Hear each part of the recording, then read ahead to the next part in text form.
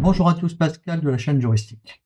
Alors aujourd'hui, je vais vous parler du dispositif d'émission reconversion, car je l'avais évoqué dans ma dernière vidéo où je comparais deux solutions pour une personne qui atteignait l'âge de 60 ans, soit de partir en retraite progressive, soit d'aller vers le dispositif donc de démission reconversion. Alors, tout comme pour la retraite progressive, c'est un dispositif que j'ai également pratiqué. En 2019, lorsque j'étais donc salarié, j'ai déposé un dossier dans le cadre de la démission reconversion qui a été accepté.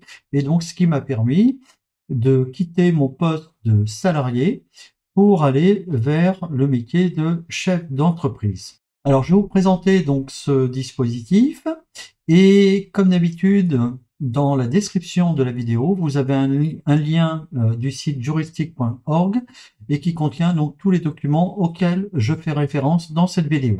Allez, c'est parti. Alors, qu'est-ce que c'est que le dispositif d'émission reconversion?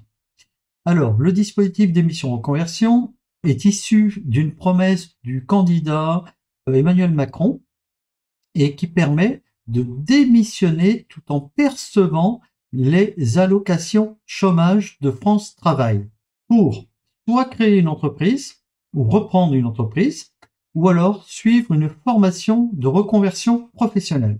Alors, nous allons voir maintenant toutes les étapes pour réussir un projet de démission reconversion. Alors, première étape, vous allez vérifier votre éligibilité. Donc, vous devez être salarié de droit privé en CDI, c'est le plus important, avoir 5 ans d'ancienneté, et vous devez avoir un réel projet, soit de création ou de reprise d'entreprise, soit de reconversion dans le cadre d'une formation professionnelle. Deuxième étape, vous devez ensuite contacter un conseiller en évolution professionnelle.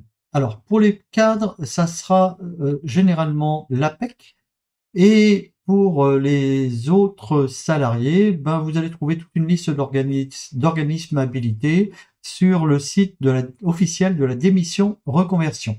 Alors, contacter un CEP, c'est obligatoire. Vous ne pouvez pas faire sans. Il va vous aider à formaliser votre projet et à préparer votre dossier pour le présenter à la commission. Et in fine, il vous délivre une attestation comme quoi le projet a bien été élaboré. Alors, une fois que vous avez le projet en main, vous allez le déposer à la commission Transition Pro qui va réunir une commission et qui va étudier votre projet.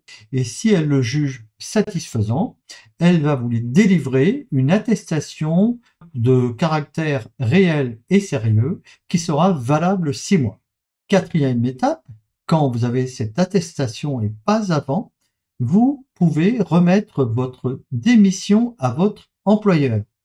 Bien entendu, vous respectez le préavis, puis une fois que vous avez reçu votre solde de tout compte, vous pouvez vous inscrire à France Travail, qui ensuite va vous envoyer un document pour vous communiquer l'état de vos droits. Combien vous allez toucher, combien vous allez percevoir et quelle est votre durée d'indemnisation, qui est fonction de vos revenus précédents et de votre âge.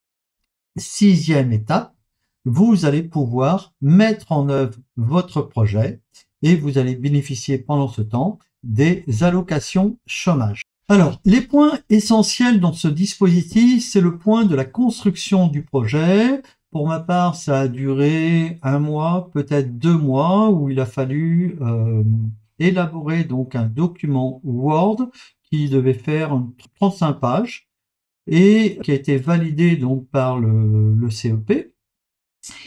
Et ce document est très important. Celui qui va être soumis à la Transition Pro et qui va vous permettre de recevoir votre attestation de projet réel et sérieux. Donc, il faut y passer du temps. Alors, donc les points essentiels du projet. Donc, premier point, c'était l'introduction. Là, vous expliquez donc les motivations que vous avez donc à créer une entreprise.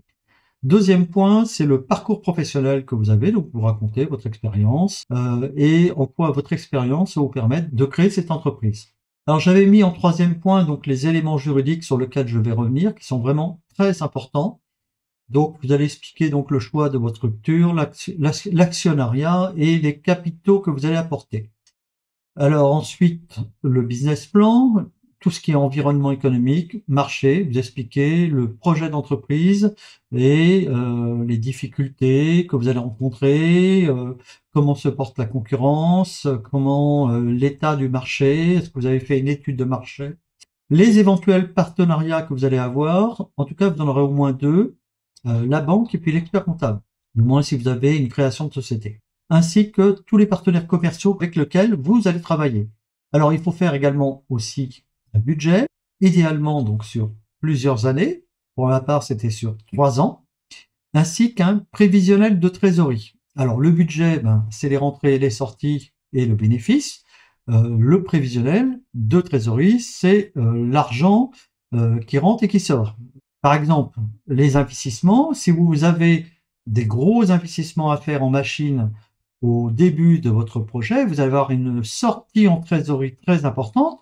Par contre, en comptabilité, cette machine va être amortie sur plusieurs années. Et en annexe, j'avais mis donc mon CV, le devis de comptabilité pour indiquer que j'avais fait des démarches et les statuts que j'envisageais donc pour ma société. Alors, le choix de la structure juridique. Donc, c'est un point important que ça va avoir un impact sur vos allocations chômage.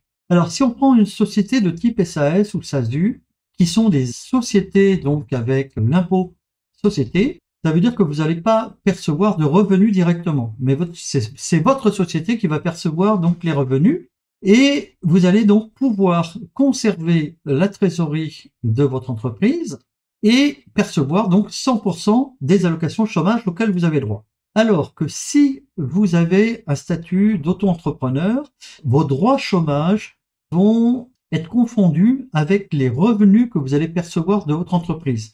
Donc, vous ne percevrez pas donc la totalité de vos droits chômage. Personnellement, en tout cas, ce n'était pas un dispositif qui me convenait. Donc, j'ai préféré prendre le statut de SAS. Alors, également aussi, la question de savoir si vous allez prendre l'ARE ou la RCE.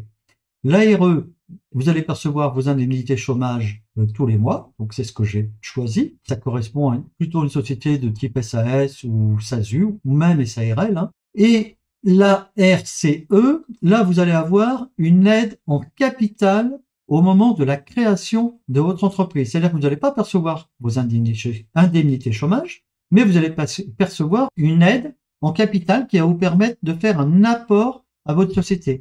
Si par exemple vous faites une reprise d'un fonds de commerce, ça peut être intéressant, parce que ça va vous aider à racheter le fonds de commerce et vous allez vivre par contre sur l'entreprise et non pas sur les aides chômage.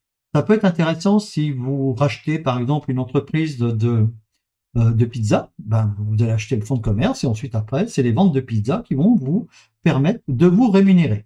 Alors, un exemple de choix, voilà, typiquement le document qu'envoie donc France Travail, où vous devez cocher si vous gardez donc vos allocations ou si vous choisissez donc le dispositif ARCE. Si vous avez des questions, n'hésitez pas à les poser en commentaire. Merci et à très bientôt.